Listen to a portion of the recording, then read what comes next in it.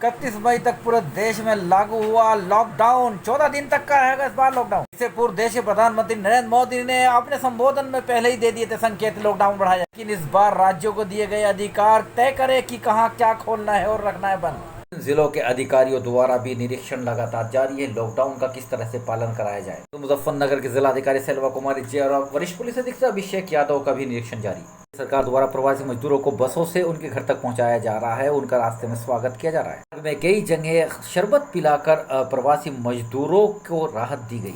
अल्लाह मोड़ पर विपिन सरिया वालों द्वारा खासतौर से राहत सामग्री भी उनको दी गई। कोरोना से बचने के लिए क्या क्या व्यवस्थाएं हो, इस बाबत टीम 11 के साथ मुख्यमंत्री योगी आदित्यनाथ केंद्र सरकार द्वारा दिए गए निर्देशों का पालन कराने के लिए लगातार गंभीर नजर आ रहे हैं। प्रवासी मजदूरों के लिए सरकार कितनी है गंभीर, इस बाबत अपर मुख्य सचिव अविनाश द्वारा उत्तर प्रदेश सरकार द्वारा लिए गए निर्णयों की जानकारी साझा की गई। प्रतिदिन उत्तर प्रदेश सरकार द्वारा क्या निर्णय लिए जाते हैं, क्या योजना है, उसकी पूरी डेट आम जन तक के पास पहुंचाने का कार्य कर रहे हैं सूचना निदेशक श्री शिशिर जी।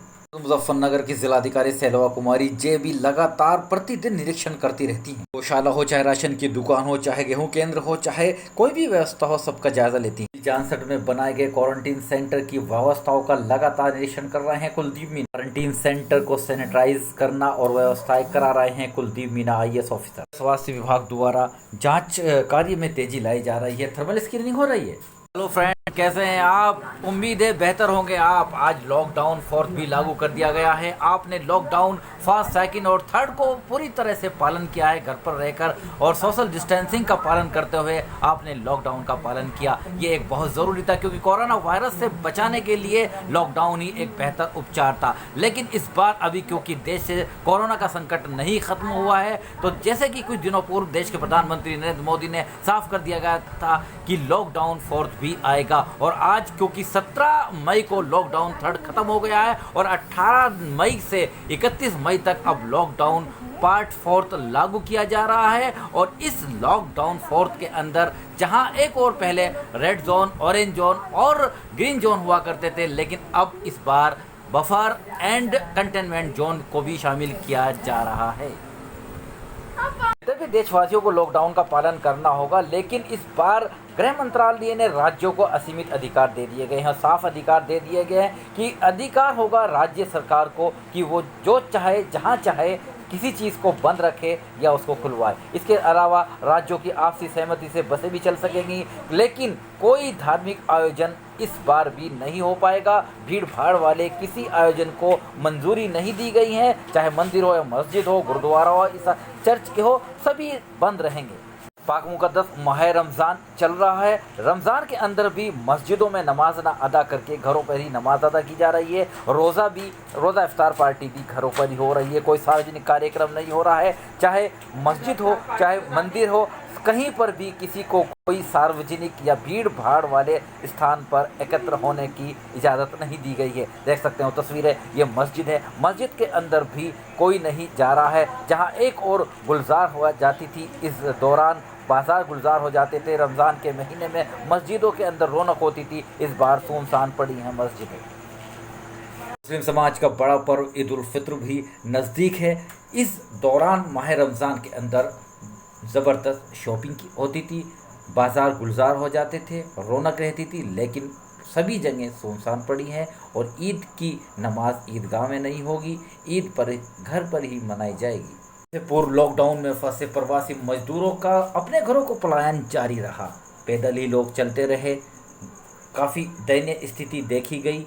विगत दिवस 2 बड़े हादसे हुए। जनपद मुजफ्फरनगर में भी हादसा हुआ, औरैया में भी हादसा हुआ, जिसने देश को झकझोर दिया। लेकिन सरकार ने विशेष व्यवस्था की है, बसों की, ट्रेन की और क्वारंटीन सेंटर में रखा जा रहा है। मुजफ्फरनगर सहारनपुर बॉर्डर पर आज जिलाधिकारी सेल्वा कुमारी जे पहुंची और उन्होंने वहां के गए प्रवासी मजदूरों को बसों द्वारा उनके घर तक पहुंचाने की व्यवस्था की। लॉकडाउन 4th के बाद सभी बॉर्डर्स पर प्रवासी मजदूरों का जमावड़ा देखा जा रहा है। बाबत सभी बॉर्डर पर भारी पुलिस बल तैनात कर दिया गया है। देख सकते हैं नज़ारे टाउन फोर्थ में, जहां पर खासतौर से घरेलू और अंतर्राष्ट्रीय उड़ानें बंद रहेंगी, मेट्रो स्टेशन बंद रहेंगे, स्कूल कॉलेज बंद रहेंगे, सिनेमा बंद रहेंगे, जिम बंद रहेंगे, होटल रेस्टोरेंट बंद रहेंगे। वहीं पर होम डिलीवरी की मंजूरी होगी, लेकिन यहाँ पर थूकने पर पूरी तरह से जुर्माना लगेगा और सोशल डिस्टेंसिंग का हाल में पालन करना होगा। मास्क लगाना हर किसी को अनिवार्य होगा। इसके अलावा बैंक खुलेंगे, लेकिन बैंक में भी सोशल डिस्टेंसिंग का खास ख्याल रखा जाएगा। इसके अलावा कहीं भी सार्वजनिक स्थलों पर खाने पीने की अनुमति नहीं होगी। आप आइए आपको दिखाते हैं स्टेट बैंक जामसट में क्या व्यवस्थाएं की गई। जनपद मुजफ्फरनगर के तहसील जामसट के स्थित स्टेट बैंक के अंदर भी हमने नज़ारा देखा। वहां पर आप देख सकते हैं कार्य प्रतिदिन की भांति लगातार चल रहा है। स्टाफ सोशल डिस्टेंसिंग और मास्क लगाकर कार्य कर रहे हैं। उपभोक्ता भी बाहर सैनिटाइज होकर आ रहे हैं। इसके अलावा उनकी थर्मल स्कैनिंग भी की गई है। देख सकते हैं वो सभी काउंटर जहां पर लगातार बड़ी एहतियात बरत के काम किया जा रहा है। खुद मैनेजर जो शाखा प्रबंधक है मित्तल साहब, वो भी सोशल डिस्टेंसिंग का हर ग्राहक से पालन करा रहे हैं। इसके अलावा क्या क्या व्यवस्थाएं होनी चाहिए और लॉकडाउन का पालन हो, इस बाबत लगातार स्टाफ द्वारा कार्य किया जा रहा है। साफ बात यह भी है कि जब बैंक में भीड़ ना जमा हो और बैंक का कार्य भी चलता रहे, तभी कोरोना से अच्छी तरह से जंग जीत सकते हैं। तो यह नज़ारा है स्टेट बैंक जामसट का, जहां पर एक कभी बैंकों के अंदर लंबी लंबी भीड़ होती थी। आज वो भीड़ बैंक के बाहर तो आपको नज़र आ सकती है, लेकिन अंदर लेन देन और कामकाज वाले काउंटर्स पर सिर्फ और सिर्फ सोशल डिस्टेंसिंग और इक्का दुक्का लोग ही रहते हैं। और जबकि काउंटिंग और बाहर से लगातार अपने ग्राहक जो है वहाँ बैंक का योजनाओं का लाभ उठा रहे हैं। देख सकते हैं नज़ारे।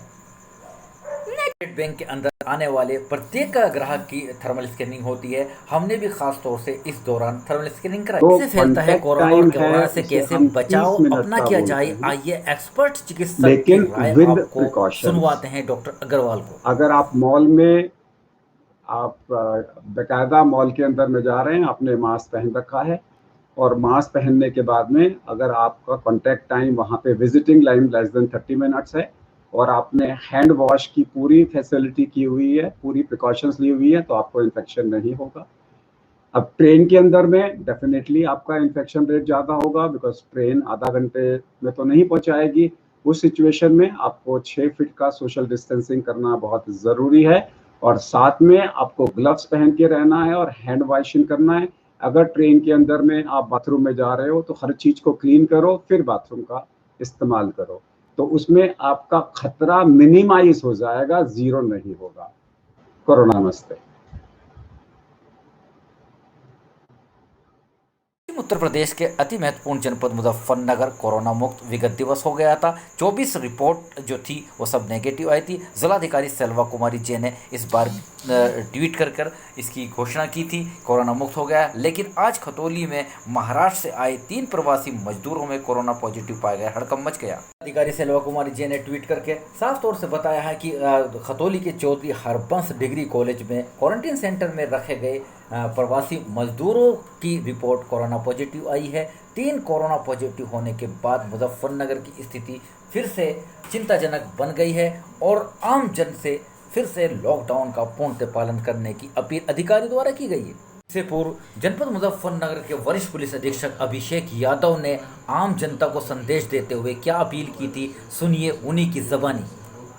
वो अनुशासनात्मक व्यवहार के लिए आप सभी का बहुत बहुत धन्यवाद देता हूं, और मुझे पूरी उम्मीद है कि आगे भी इसी प्रकार से हम लोग मिलकर कोरोना को लगातार हराते रहेंगे। वर्तमान समय में 2 चीज़ें हम सभी के लिए बहुत महत्वपूर्ण हैं, और मैं पूरी पुलिस और प्रशासन की टीम से आपसे अनुरोध करना चाहूँगा कि इन दोनों चीज़ों का ध्यान अवश्य रखें। यदि आप किसी भी कार्य के लिए अपने घर से बाहर जाते हैं, आपका कोई भी परिवार का साथी, कोई दोस्त बाहर जाता है, तो ये सुनिश्चित करें कि वो मास्क ज़रूर लगा के रखें। आप मास्क लगाएं या मास्क के रूप में रुमाल बांध लें, गमछा बांध लें, कुछ भी बांध लें, लेकिन अगर आप घर से बाहर जा रहे हैं तो मास्क ज़रूर लगाएं। इसी के साथ साथ जब आप बाहर जाते हैं किसी दुकान पे, दवाई लेने, मार्केट में, अपनी ड्यूटी पे, कार्यालय पे काम करने, किसी भी कारण से, तो अपने आसपास के लोगों से 2 गज दूरी ज़रूर बना के रखें। सोशल डिस्टेंसिंग का नियमों का लगातार पालन करें। यदि आपके आसपास कोई भी व्यक्ति बाहर से आया है तो तत्काल आप या आपके परिवार में कोई आया है तो आप तत्काल उसके संबंध में नज़दीकी थाने पे, चौकी पे, primary health centre, PHC, CHC कहीं पर भी सूचना ज़रूर दें। किसी भी तरीके से सूचना को न छुपाएं। बाहर से यदि कोई भी व्यक्ति आ रहा है तत्काल पुलिस और प्रशासन को उसके संबंध में सूचना दें। होम क्वारंटाइन को लगातार फॉलो करें और अनुशासन के साथ ही इस जंग को हम लोग जीत सकते हैं। ये बात ध्यान में रखते हुए हम सभी लोग मिलकर इससे लगातार इसी प्रकार से एक दूसरे का सहयोग करते हुए लड़ते रहेंगे। मैं अंत में आपसे पुनः अनुरोध करता हूँ कि मास्क अवश्य लगाएं, सोशल डिस्टेंसिंग का पालन ज़रूर करें, किसी के कहने के लिए नहीं बल्कि अपने आसपास के, अपने जनपद के, अपने देश के सभी लोगों की सेहत व सुरक्षा के लिए हम सब लोगों को मिलकर इससे लड़ना है। मार्केट में कहीं भी जाएं आप अपने बगल वाले से 2 गज दूरी अवश्य बनाए रखें। बहुत बहुत धन्यवाद। लॉकडाउन 4 में शाम 7 बजे से सुबह 7 बजे तक आने जाने पर पाबंदी रहेगी। घर पर ही रहना पड़ेगा। दुकानों पर 5 से ज़्यादा लोग जमावड़ा नहीं कर पाएंगे। सार्वजनिक स्थलों पर खाने पीने से परहेज रखा जाएगा। इसके अलावा पूरी तरह से पालन करना होगा। 10 वर्ष से कम उम्र के बच्चे, 65 वर्ष से अधिक उम्र के बुजुर्ग और गर्भवती महिलाओं को बाहर निकलने पर पाबंदी होगी।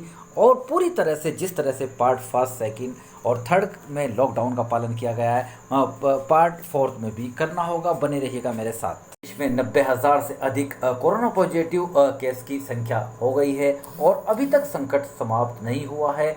लॉकडाउन का पालन करना ही बेहद ज़रूरी है। मैं एक पत्रकार हूं और मुझे यद्यपि शासन और प्रशासन द्वारा अनुमति है कि मैं कहीं भी जाकर कवरेज करूं, बट मैं फिर भी अपने घर से ही अपने समाचार पत्र को चला रहा हूं, अपने चैनल को चला रहा हूं और घर पर ही रहकर वीडियो कॉन्फ्रेंसिंग के जरिए या अधिकारियों से फ़ोन द्वारा संपर्क करके पल पल की अपडेट आपके पास पहुँचा रहा हूँ। तो please stay home, save life. बने रहिएगा मेरे साथ। आरिफ शीश में चीफ एडिटर बाहर और bench and news in today.